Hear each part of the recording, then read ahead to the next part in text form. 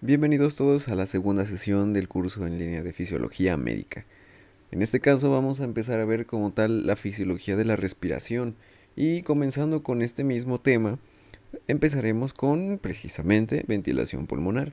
Entonces hay que entender aquí el concepto de ventilación, ¿sí? En medicina se utiliza muchos términos de forma indiscriminada, a veces sin saber como tal cuáles son las definiciones y sobre todo cuál es la fisiología real. Entonces vamos a tener en cuenta aquí que para la ventilación, como proceso fisiológico y también anatómico, solamente va a corresponder a la entrada de aire y la salida del mismo. ¿Sí? ¿A dónde? Pues precisamente hacia los pulmones en el alveolo pulmonar como tal, que es la parte funcional y la última parte en la anatomía de estos pulmones. Entonces realmente no hay que mencionar como ventilación el hecho de estar intercambiando gases. Ventilar solamente sacar y meter aire. Por lo tanto, podemos estar realizando el proceso de respiración de intercambio gaseoso sin necesidad de ventilar. Y lo mismo al revés, a veces no va a ser precisamente necesario que estemos ventilando, que haya una correcta ventilación y eso significa que estemos respirando bien, ¿sí? Entonces eso también tiene algunos conceptos meramente patológicos, pero es importante establecerlos, ¿bien? Entonces, una vez establecido que la ventilación es el intercambio únicamente de procesos de entrada y salida de aire, vamos ahora sí a mencionar que la respiración se puede entender como tal el intercambio gaseoso. Hay otro concepto que también entra dentro de esta gama, que es la respiración celular, ¿sí? Pero eso es meramente la producción de energía, ¿sí? Ya entra a ámbitos un poco más complejos dentro de la función celular. Sin embargo, ahora solamente nos vamos a referir a los intercambios en los pulmones, ¿bien? Entonces, este proceso va a ser esencial ¿para qué? Para eliminar el dióxido de carbono y meter oxígeno a nuestro cuerpo. Y mejor dicho, para meter oxígeno hacia las diferentes células que lo pueden llegar a necesitar en determinado momento. ¿A qué me refiero con esto? No todas las células lo van a necesitar justamente en el momento en que respiramos, ¿sí? Hay algunas células que no pueden parar de necesitarlo, como el músculo cardíaco, como el cerebro, como los músculos esqueléticos. Entonces, estas sí nunca detienen su proceso de uso del oxígeno. Sin embargo, las demás células no quiere decir que también estén exentas de no utilizarlo, sino que estas la van a utilizar en menor medida. ¿Sí? Entonces, realmente aquí la tasa metabólica de cada una de ellas es la que nos va a hacer la pauta para que necesiten o no oxígeno. Bien, ahora es importante que comprendamos estos conceptos de ventilación pulmonar. ¿Por qué?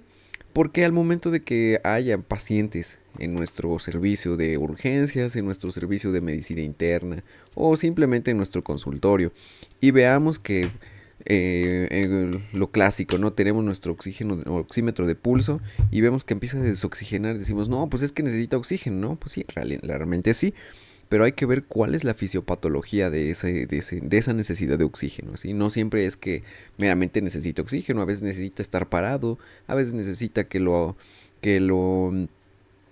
que le cambiemos de posición para que respire mejor, ¿no? Entonces no siempre es meramente el proporcionar oxígeno la cura, ¿no?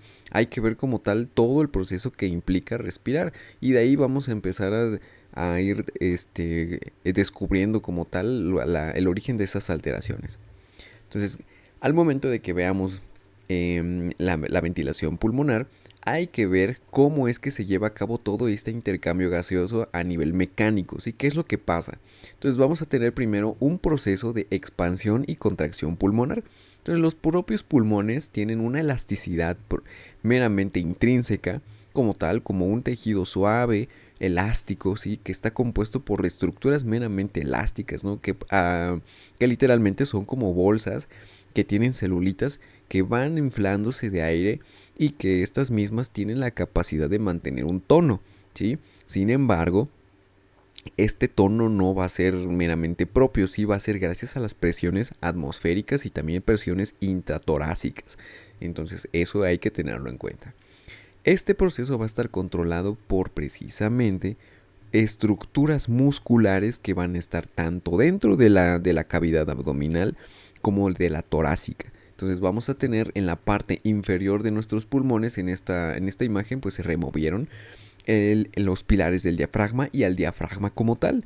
¿Sí? Este diafragma se llama así porque pues, literalmente hace un efecto de vacío al momento de que se contrae. Y así es como genera como tal la entrada del aire solamente por mecánica, ¿sí? No es que realmente estén absorbiendo algo, es que la mera mecánica hace ese proceso de vacío y jala las estructuras para que metan aire simplemente por mero cambio de presiones. Y por otra parte vamos a tener los músculos intercostales que van a generar como tal presiones dentro de la cavidad torácica, de expansión sobre todo y luego de contracción para que haya un cambio de volumen dentro de esta misma cavidad y se vean bien sinergizados para que se realicen estos procesos. Bien, entonces vamos a tener aquí que mencionar que al momento de que se estudian estos procesos fisiológicos van a existir dos perspectivas. Bien, una perspectiva que incluye una respiración normalita, ¿sí? La que todos hacemos de forma inconsciente, estamos caminando, estamos haciendo ejercicio, estamos estudiando, leyendo o comiendo. Es una respiración que todo el tiempo estamos haciendo, esa es la respiración normal. Bien, y luego vamos a tener una respiración forzada, en la cual ahora sí vamos a estar como tal conscientes de que respiramos y hacemos una inhalación profunda, controlada. Metemos aire de forma voluntaria y esa respiración va a ser una que es considerada forzada. Ahora, no es cualquiera que podamos hacer, ¿no? Tiene ciertas características. Entonces, la respiración normal es aquella que se realiza cuando el diafragma se contrae y genera el volumen torácico entrante por mera presión, negativa por supuesto, y esta va a causar que los alvéolos empiecen a llenar. Lo contrario, en la expiración el diafragma se va a relajar y va a permitir que las fuerzas elásticas de la propia cavidad torácica compriman a los pulmones, ¿sí? Entonces hay que entender aquí algo bien importante. La cavidad torácica interna, si le sacamos los pulmones y dejamos esa cavidad torácica hueca, tiene una presión meramente negativa, ¿sí? Es como si estuvieran succionando algo, ¿sí? Por el mismo hecho de nada más estar sellada. Al momento de que realizamos los procesos de inspiración y expiración, estas presiones van a cambiar, por supuesto, y van a depender precisamente en mayor medida del diafragma. En la respiración forzada vamos a ver que los músculos abdominales se van a contraer para proporcionar una fuerza adicional y esto es lo que nos va a condicionar a que entre o salga mayor cantidad de aire de la que normalmente estamos acostumbrados a intercambiar.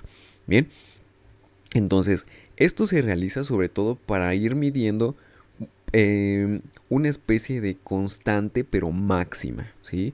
O sea, nuestros límites, por así mencionarlo, ¿no? O literalmente, ¿no? No es por así mencionarlo, sino que nuestros límites van a estar precisamente establecidos con este tipo de cosas forzadas, ¿sí? Así como cuando necesitamos levantar, no sé, una pesa en el gimnasio para demostrarnos que sí la podemos levantar, pues la vamos a llevar a nuestro límite, ¿no? No vamos a cargar, si queremos llegar a nuestro límite, no vamos a agarrar las mancuernas de 2 kilos, ¿no? Necesitamos agarrar una de 20, 15, 35 kilos para demostrarnos de que realmente hasta ahí llegamos, ¿no? Y lo mismo pasa aquí en la respiración. Necesitamos llevar a nuestros pulmones al límite de donde pueden meter aire o de donde pueden sacar aire para saber de qué somos capaces y en base a eso establecer si nuestra respiración puede ser normal o anormal en un ciclo pues no consciente, ¿no? Hay que recordar que la mayor parte del tiempo estamos respirando de forma inconsciente.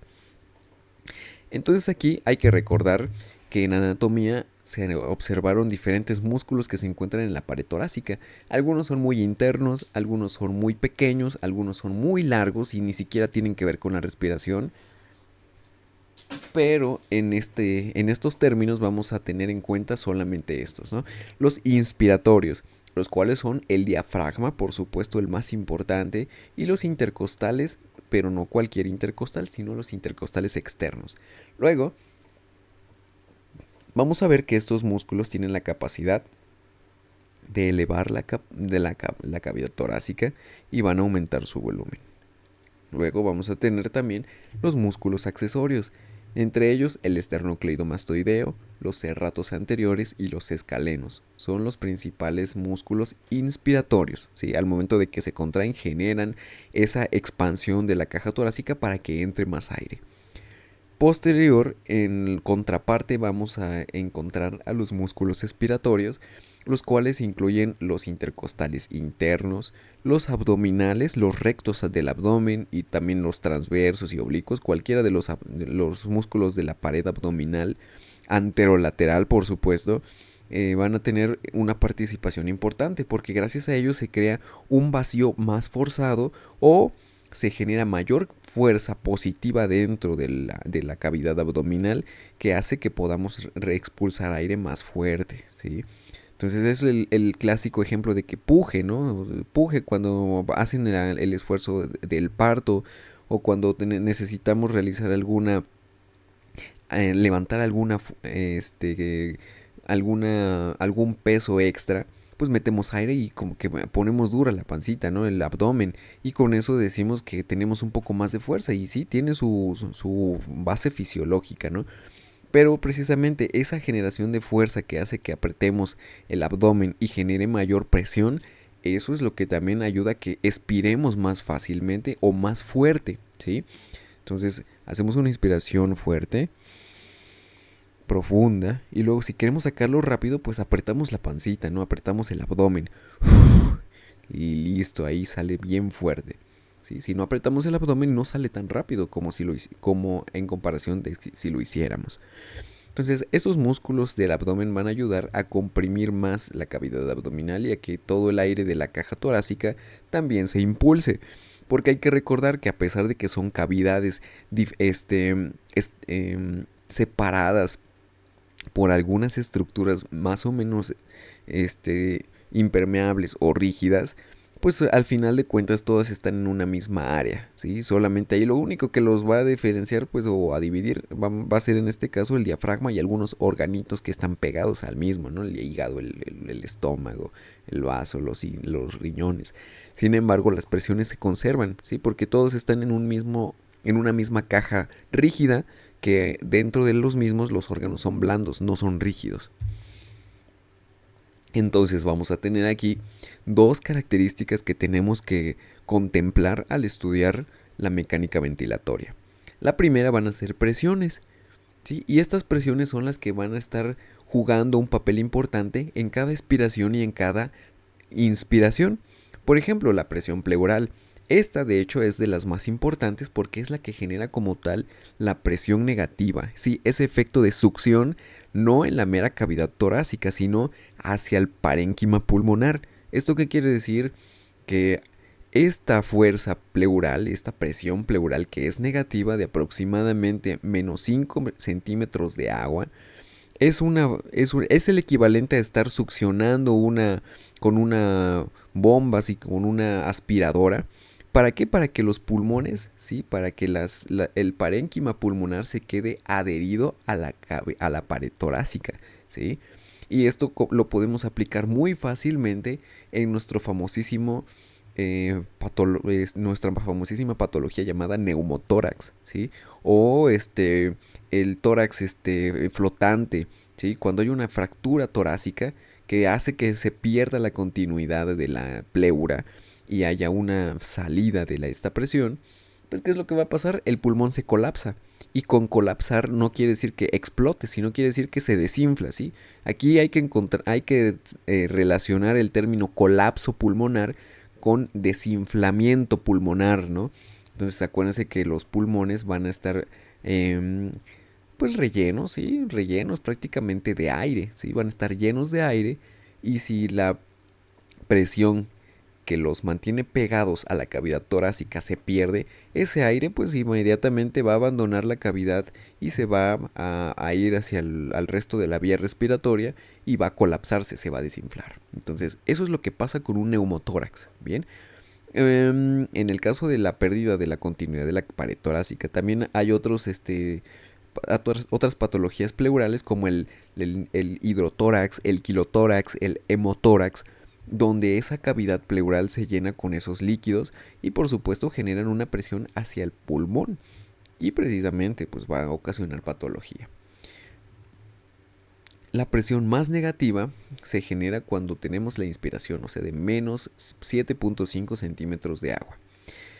Luego vamos a tener la presión alveolar, y esta es la que vamos a encontrar dentro de los alvéolos, ¿sí? A pesar de que la principal fuerza que nos va a mantener adheridos los pulmones a la pared torácica va a ser la pleural, la alveolar va a también tener su papel muy importante, sobre todo durante la inspiración y durante la expiración, o sea, prácticamente en el intercambio gaseoso, en la ventilación precisamente. Estas presiones van a estar variando y fluctuando constantemente. ¿Por qué? Porque precisamente es la presión que genera como tal el aire que va a ingresar al alveolo. Entonces, cuando inspiramos, esa presión es de menos 1 centímetro de agua, y cuando expiramos se vuelve positiva a 1 centímetro de agua. Bien, entonces esto no es nada complicado, ¿sí? Solamente hagan el ejercicio, tomen un globo, y si ustedes lo intentan llenar, esa presión que ustedes están ejerciendo es positiva, ¿sí? Están impulsando van a generar una fuerza impulsora. Pero ahora lo contrario, en esa pared del globo, si ustedes empiezan a succionar el aire o lo dejan salir para empezar, pues esa presión es negativa. ¿Por qué? Porque las tensiones dentro del propio globo pues van a disminuir. Entonces lo mismo pasa aquí. Luego tenemos las presiones transpulmonares, y esta va a estar establecida entre la presión alveolar y la presión pleural. Entonces, con las dos anteriores se va a determinar la distensibilidad o compliance, ¿no? Pulmonar. Normalmente en un adulto es de 200 mililitros por centímetro de agua, ¿sí? Entonces, esa es la transición normal de la presión transpulmonar. Esta se llega a utilizar un poco al momento de calcular las ventilaciones mecánicas, pero eso es un tema un poco más avanzado. Solamente hay que entender que este valor nos dice qué tanta presión se necesita para que se mantenga una distensibilidad pulmonar correcta, ¿sí? Entre más elevada, pues menor distensibilidad hay. Bien, y lo contrario, si está muy baja, también la distensibilidad es mucho menor. Sí, aquí no es que la mayor sea mejor y la menor sea peor. Sí, aquí el hecho es que hay que mantener un equilibrio, sí, como siempre. Entonces aquí, igual que los globos, entre más globo esté, pues es riesgoso que esté tan inflado un globo. ¿Por qué? Porque puede reventar, evidentemente. Y lo contrario, si está muy desinflado, pues no tiene ninguna funcionabilidad ese globo. Bien. Entonces hay que tener en cuenta estas fuerzas elásticas pulmonares, que son muy... pueden pasar muy fácilmente desapercibidas, ¿no? Pero pues todas estas son muy importantes. Entonces el tejido pulmonar es uno de los que generan fuerzas pulmonares, y están mediadas gracias a la composición pulmonar precisamente. Y esta es las fibras de elastina y de colágeno, que van a estar metidas o incrustadas en la composición de la pared alveolar, ¿sí?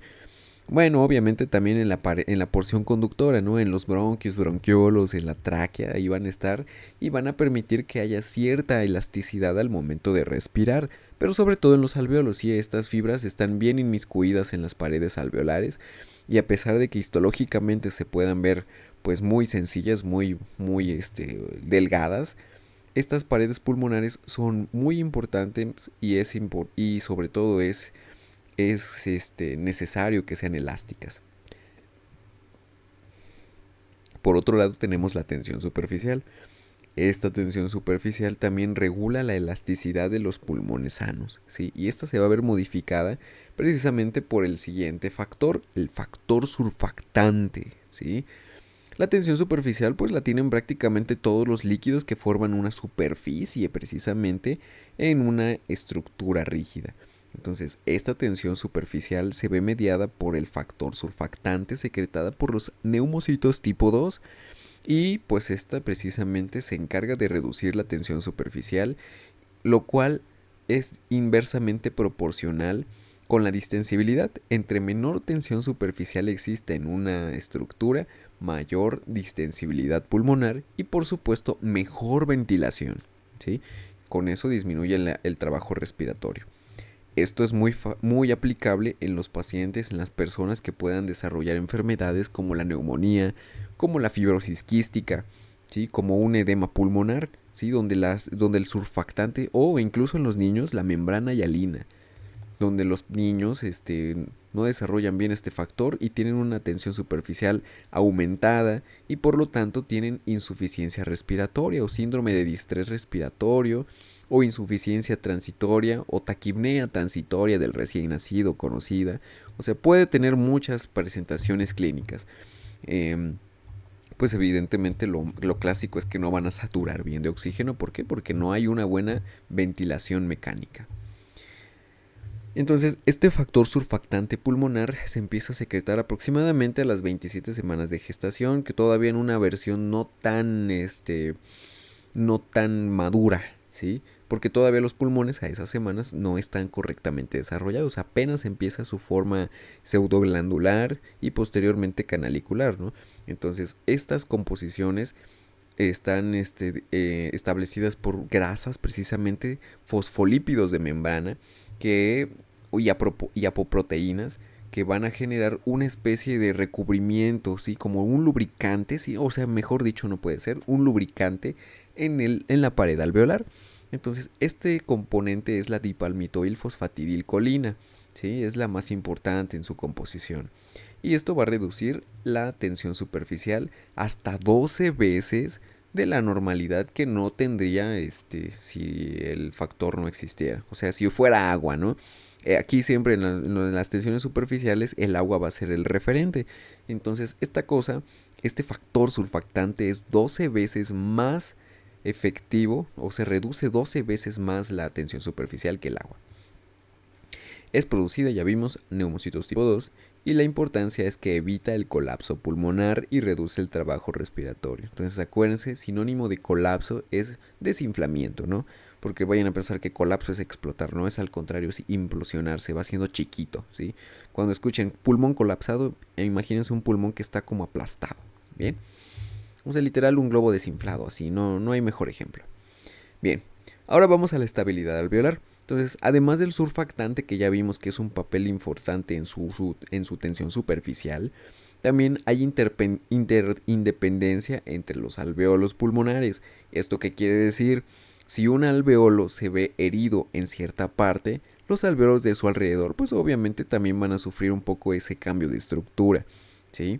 Aunque pareciera que las heridas pueden estar aisladas, los alveolos funcionan como una especie de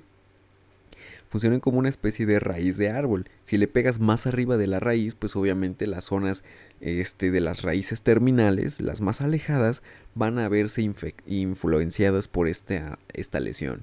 Por eso la interdependencia. Y por último tenemos aquí que la estabilidad alveolar es dada también por el mismo esqueleto o parénquima alveolar. ¿Sí? Las fibras de la reticulina, de elastina, que pues precisamente es el tejido fibroso, por eso se llaman fibras, ¿no?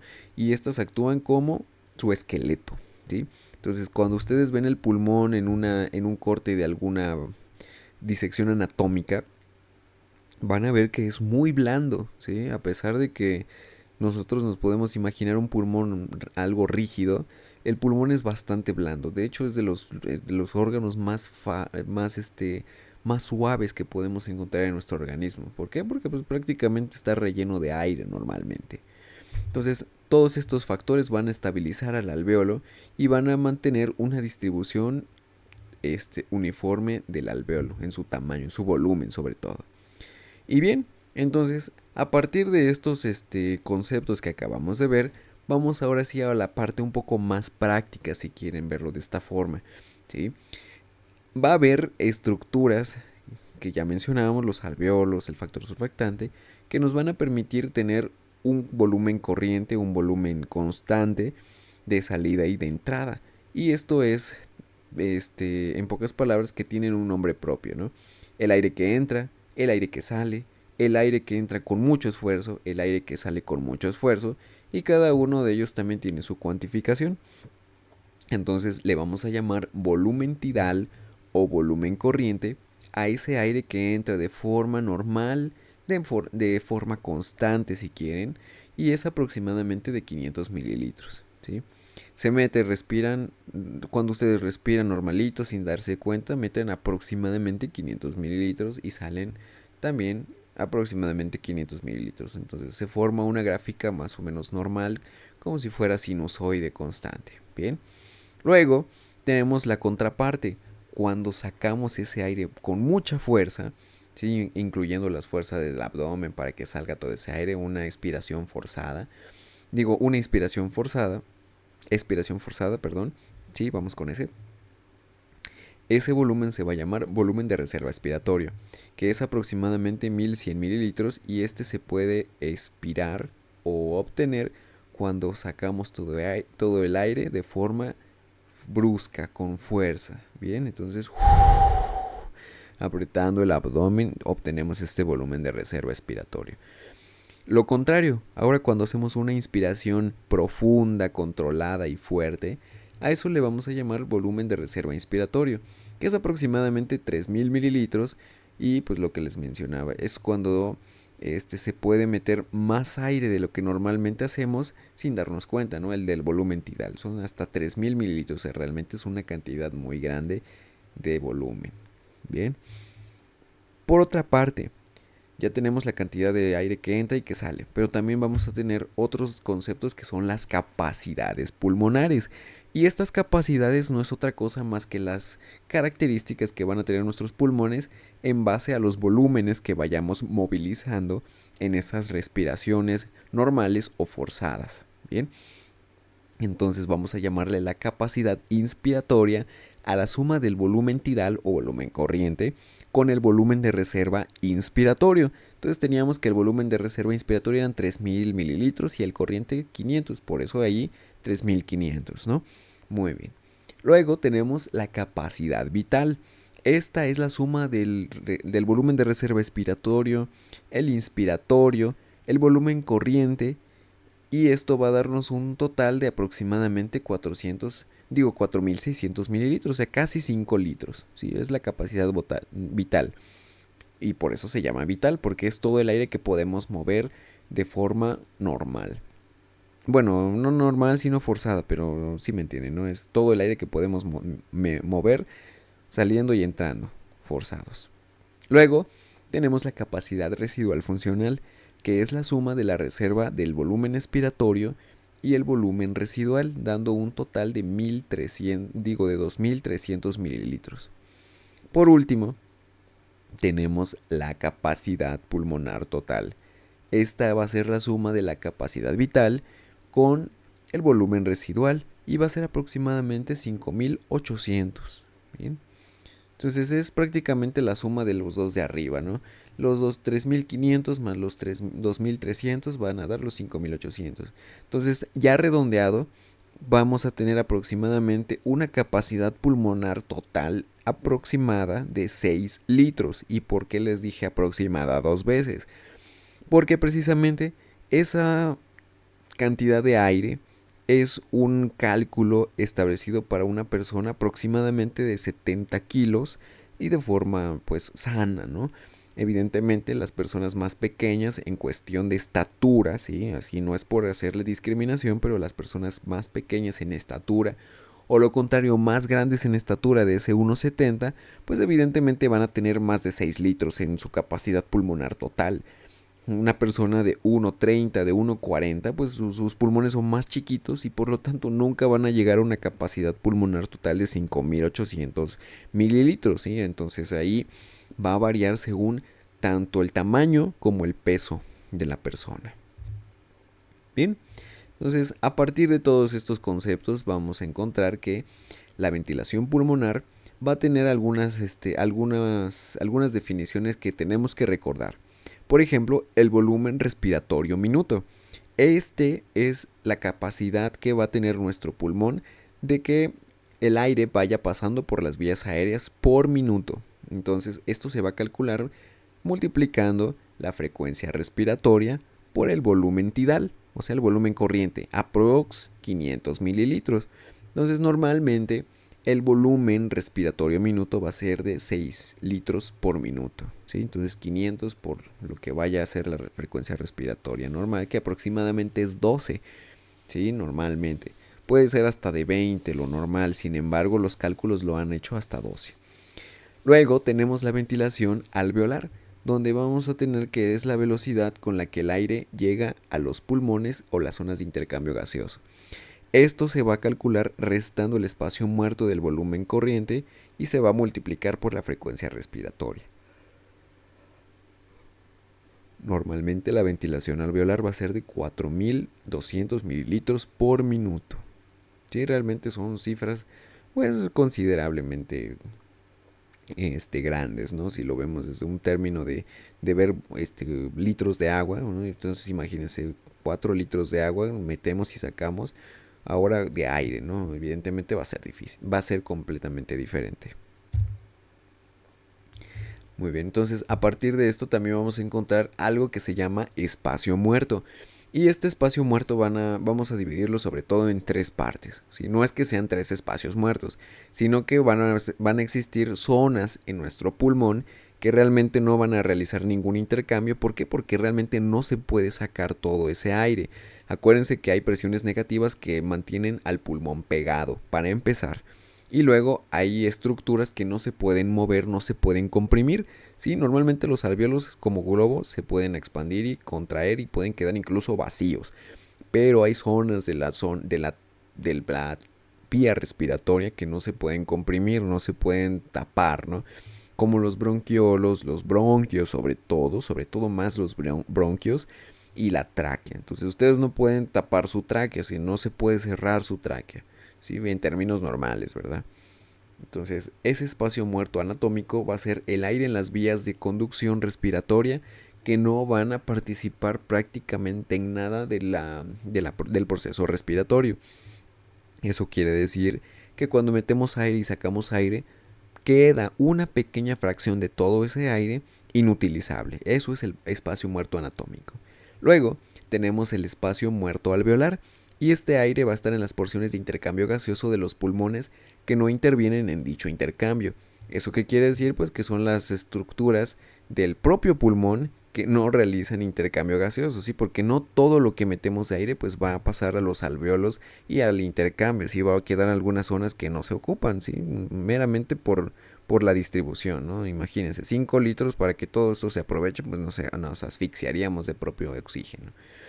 Y por último tenemos el espacio muerto fisiológico, que es la suma del espacio anatómico y alveolar y representa un espacio muerto total, que pues por eso se llama muerto, porque realmente no realiza ningún intercambio, solamente queda pues rellenando literalmente el pulmón.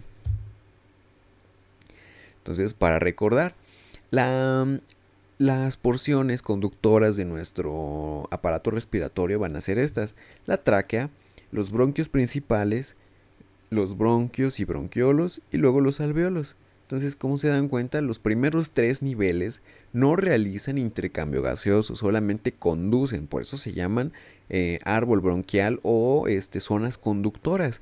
Entonces la tráquea empieza desde la parte del cuello hasta la carina traqueal. Luego tenemos los bronquios principales que tienen gran cantidad de cartílagos, son rígidos, tienen una segunda generación, son derecho y izquierdo. Luego, los bronquios y bronquiolos van a tener hasta aproximadamente 25 derivaciones sucesivas, o sea, se van a dividir 25 veces aproximadamente. Y por último, los alvéolos pues van a ser el último nivel para el intercambio gaseoso. Las vías aéreas van a estar compuestas por la tráquea y los bronquios principales, y estos van a poseer anillos cartilaginosos que proporcionan rigidez y evitan el colapso. Entonces realmente estas zonas pues nunca van a estar cerradas y prácticamente siempre van a estar permeables o deben estar permeables. Las partes no cartilaginosas se componen principalmente de músculo liso y pues estas partes ya son bronquiolos y secundarios, primarios y todavía los terminales.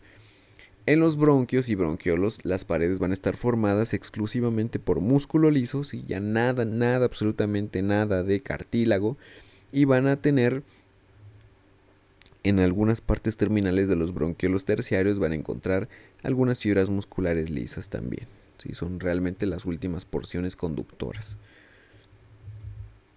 Muy bien, entonces el flujo aéreo va a tener alguna resistencia Esta resistencia no es otra cosa que una oposición, ¿sí? O sea, no vamos a meter aire así como si nada, nada más dejando que entre. Va a haber algunas estructuras que van a ofrecer resistencia. Entonces los bronquios van a realizar una máxima resistencia al flujo porque su comparación en cuanto a cantidad, o sea, de número, pues van a ser menores a los bronquiolos terminales. Entonces eso va a condicionar que entre menos cantidad de aire porque se empiezan a ramificar precisamente. Luego tenemos los bronquiolos pequeños y estos pueden realizar una contribución a la resistencia. ¿Por qué? Porque pueden obstruirse muy fácilmente. De ahí que todos conozcan el famoso asma. El asma actúa a este nivel, a los bronquiolos. Entonces eso es lo que estamos viendo. Significa una resistencia al flujo aéreo, cualquier patología de los bronquios y bronquiolos.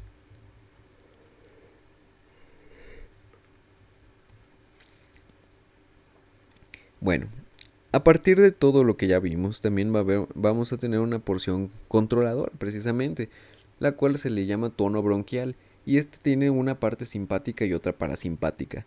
La simpática va a ser muy excitable con la adrenalina y la noradrenalina. Estas van a circular normalmente por ahí, por toda esa sección del árbol bronquial, y van a estimular los receptores beta adrenérgicos. ¿Y esto qué nos va a dar? Pues van a dar una acción directa simpática en las porciones centrales de los pulmones. ¿Sí? Van a ocasionar cierta vasoconstricción o vasodilatación, vasodilatación. En el sistema parasimpático, las fibras nerviosas del nervio vago van a secretar acetilcolina y estas van a constreñir los bronquiolos.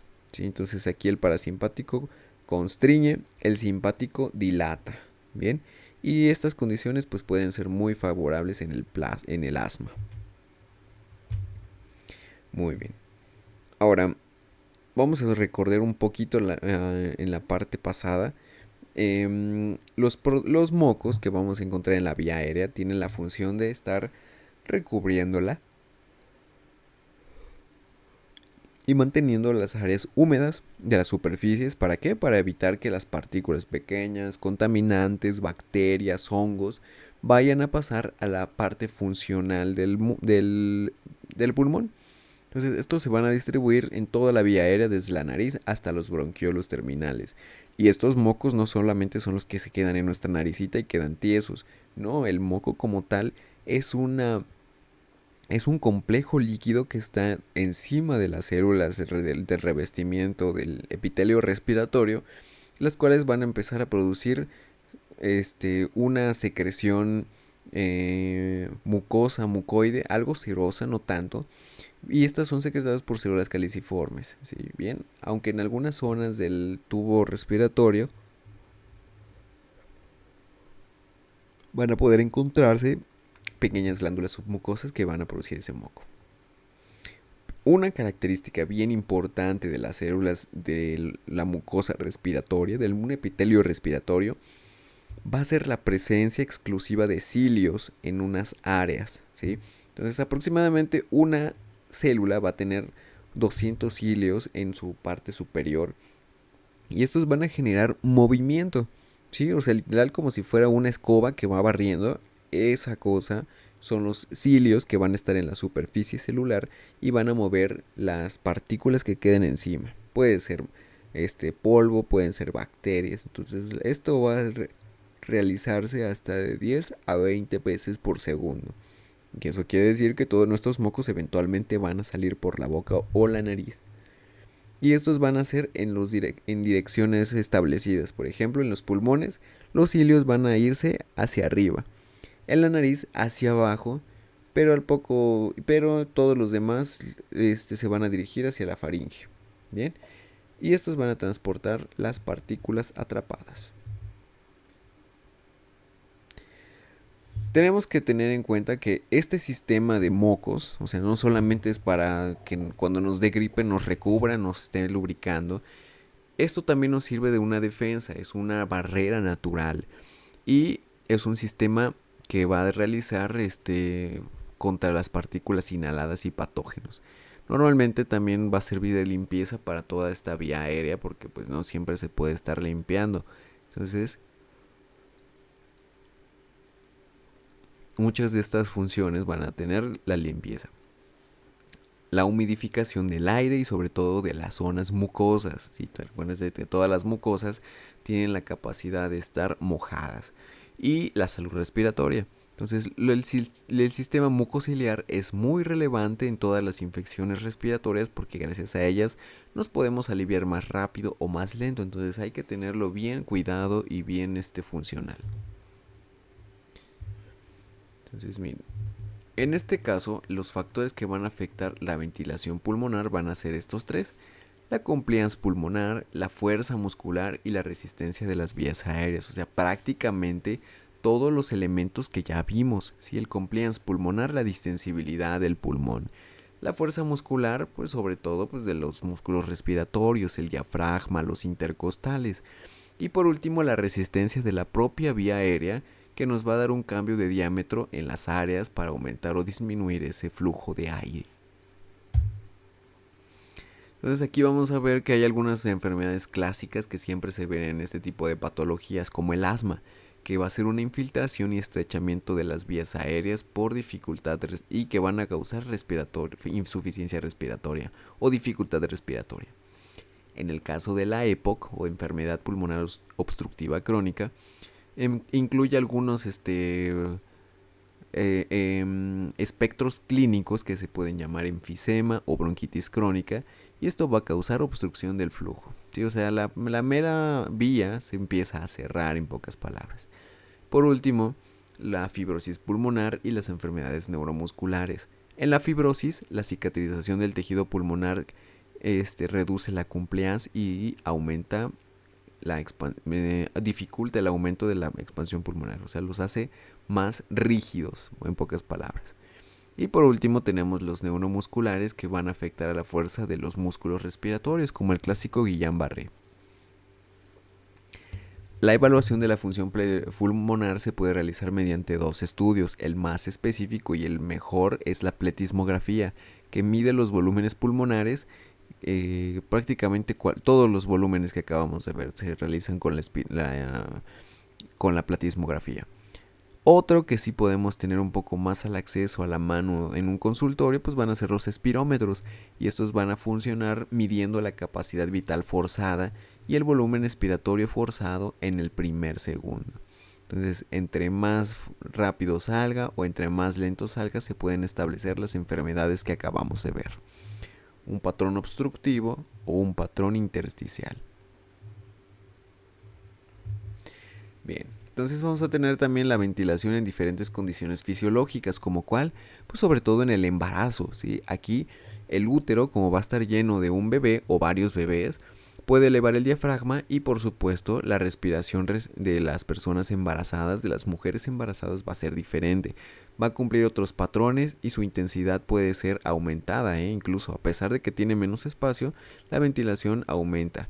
Bien, luego tenemos el ejercicio. La ventilación va a aumentar la frecuencia y la profundidad respiratoria para satisfacer esa demanda. La altitud también condiciona una menor presión parcial de oxígeno, que va a estimular a la hiperventilación para mantener una buena oxigenación. Y por último, el sueño. La ventilación va a disminuir la fase de sueño REM y va a dar relajación muscular por lo mismo. Ya vamos terminando con estos temas. La regulación de la ventilación se va a realizar por medio de los siguientes, ¿sí? Los centros respiratorios los vamos a encontrar en el tallo encefálico, que van a controlar el ritmo y el patrón respiratorio. Dentro de los primeros vamos a encontrar los quimiorreceptores, que van a detectar cambios a nivel de dióxido de carbono, oxígeno, pH, y van a ajustar la ventilación. Estos los vamos a encontrar sobre todo en arterias y venas grandes, o en zonas de bifurcación de la arteria temporal, de la carótida externa e interna. Y así es como se van a empezar a diagnosticar como tal la presencia de estos gases. También vamos a tener mecanorreceptores en los pulmones y vías aéreas, que van a responder a la distensión y contracción pulmonar. Y por último, la corteza cerebral va a influir en la respiración, permitiendo que esta regulación sea consciente. Bien, entonces es de los pocos procesos fisiológicos relevantes para la vida que podemos controlar. Ahora lo contrario, ¿qué pasa con las personas que están en ventilación artificial? Pues esta puede ser generada por un CPAP, que es un dispositivo que se coloca en la cara del paciente y les empieza a introducir aire de forma presionada, ¿sí? O sea, realmente no hay una invasión hacia la vía, pero lo que sí va a haber una mascarilla que va a entregar presión con aire, o aire con presión, mejor dicho. Por otro lado está la ventilación mecánica, donde sí van a intubar al paciente, a las personas, y no van a poder respirar por sí mismos. ¿Por qué? Porque van a estar atrapadas, o sea, literalmente los tubos de este procedimiento van a estar obstruyendo toda la vía aérea y también la vía bucal o la vía digestiva. Por lo tanto, pues este tipo de ventilación mecánica va a estar restringida a los casos que sean muy graves y que no necesiten como tal utilizar estas vías. Por otra parte, también tenemos la oxigenoterapia, que va a ser administrada para oxígeno suplementario al momento de haber hipoxemia. Entonces, aquí en este tema pues hay bastantes cosas que podemos retomar para futuro, sobre todo en la importancia clínica, ¿sí? El entender los procesos ventilatorios y los volúmenes nos van a ayudar a diagnosticar las enfermedades de forma exitosa y precisa. ¿Para qué? Para poder tratarlas mejor. Los avances tecnológicos, pues precisamente sobre todo con lo que tiene que ver con dispositivos electrónicos, nos permiten tener espirómetros prácticamente de bolsillo, o también algunos ultrasonidos o rayos X de bolsillo. O sea, realmente ya hay mucha tecnología portátil en estos tiempos que permiten hacer estudios de cierta complejidad que normalmente se hacían en un entorno controlado, en un laboratorio, a que se realicen pues incluso durante una consulta médica. Entonces, esto de los avances tecnológicos también es relevante. Lo que sí podríamos considerar para que a futuro mejore, pues es que las tecnologías de ventilación mecánica que mencionábamos sean más reguladas, más indicadas, y sobre todo pues que mejoren el cuidado de los pacientes que son críticos, ¿no? De hecho, la mayor parte de los que se intuban pues son prácticamente delicados, ¿bien? En un futuro pues se espera que la forma en cómo las células o las terapias génicas van a estar influenciando en la práctica médica, pues van a hacer que las ventilaciones o que los usos de esta ventilación pulmonar pues mejoren. Y por último, es fundamental para cualquier médico en formación entender este tipo de conceptos, ¿sí? No tanto porque vayan a diagnosticar o tratar, sino sobre todo porque la mayor parte de nuestra carrera como médicos pues va a tener una importancia clínica, va a tener relevancia clínica. Entonces, si nosotros podemos diagnosticar este tipo de situaciones meramente con una buena exploración, una buena palpación, auscultación, pues vamos a resolver mucho más eficientemente y mucho más rápido los problemas que pueda llegar a tener un paciente, que incluso pueden comprometer su vida. Entonces vamos a terminar con esta diapositiva y nos estamos viendo en la siguiente sesión. Gracias por vernos.